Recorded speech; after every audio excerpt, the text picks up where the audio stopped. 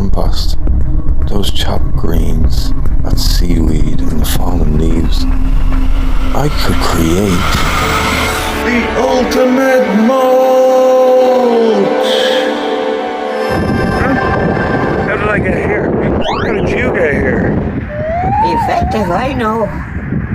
Anyway, it doesn't matter. It's getting late. We need to get home. We have work to do. So I'm back home, and it's very dark out there, and it's very windy too. But I might do some weeding anyway. Sure, how bad can it be, right?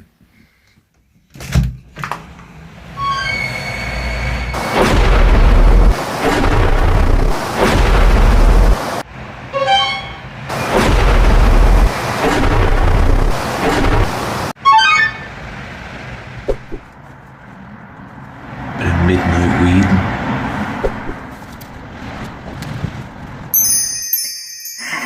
This is the life. It's not actually midnight. We're getting there though. That's step one anyway. Getting a start on that, yeah. Tentative steps. This is the morning after. Not bad. Down there is pretty good actually, but that's not where I'm necessarily going to be putting this ultimate mulch. It's going to be here. With the intention of growing potatoes in it maybe next year because of the scab that occurred in the bed out the back there. There's some beetroot stalks which I eat, but can't eat too many of them. And volunteer dills and purple sprouting broccoli that's been there for a couple of years anyway. I'll continue weeding this out and getting all this stuff and hopefully do it before it starts raining.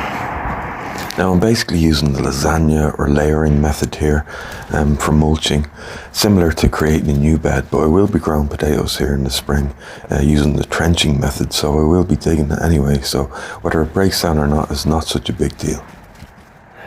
So it's pretty much fully weeded now, and I've given it a small light surface tilling as well. The first step is to take my old compost and just add about 1 or 2 inch layer on top of the bed.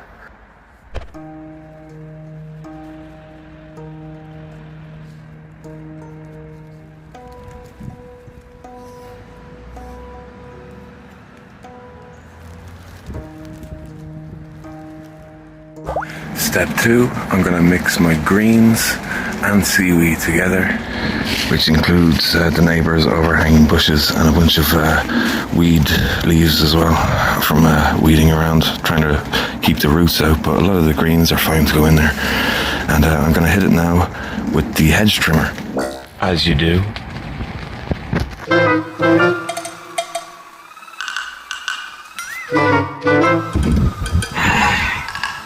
Ages.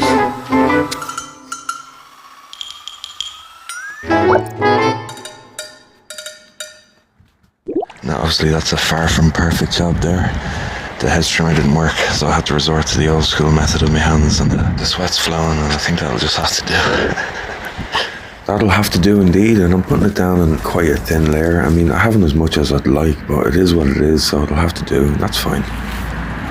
Whether or not to attempt to break up these leaves with my hands or with the hedge trimmer. That is the question, and they are quite wet in there underneath anyway, so I'm not going to batter my backside. Lazy fecker. As I said, not as much as I'd like, but pretty good coverage nonetheless, so I'm happy with that. And the final step is I'm going to add 1 more layer of old compost. Sparingly, mind you. And by the way, if you're enjoying this video, please smash that like button and leave a comment down below. I'd love to hear from you. Much thinner layer of compost on there. I could put more, but I don't particularly want to waste it. And I could add a few more leaves, fallen leaves that is, as they fall. But for now, that's fine. So I'm going to put my tacky plastic fence back up to prevent the cats using this as a toilet, which I'm sure they'd love to. So that's the ultimate mulch. I'll keep you updated on how that's gone. And if you're not subscribed, please subscribe. And if you like this video or found it helpful or enjoyable in any way, please smash that like button as well. Thank you very much. So until the next time, take care. Slán.